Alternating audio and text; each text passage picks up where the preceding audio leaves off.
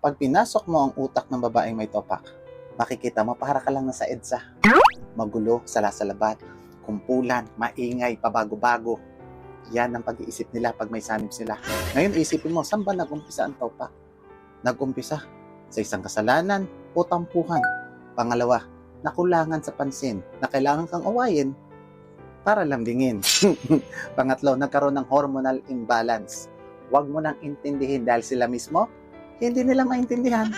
Isipin mo to ha, pag-isip nila, pagmulat ng mata sa umaga, pakiramdam nila, ang taba-taba nila, pakiramdam nila, ang pangit-pangit nila, sobrang irritable dahil ikaw ang partner, ikaw ang sasalo. Pag ang babae tinopak na, mayroong pagpupulong nagaganap. Ang utak at damdamin nila, nagmi-meeting, tinitignan kung anong gagawin sa'yo, kung minedyahan ka o tutuluyan ka. Pag minedyahan ka, madali lang habulin. Magpakumbaba ka, humingi ka ng tawad, magpaliwanag ka, ayos na. Pero pag tinuluyan ka, patay ka. Dahil ang circle of friends, nagtitipon. Nandyan si Tapang. Ang babae tumatapang. Yun na yung panahon na hindi siya makikinig.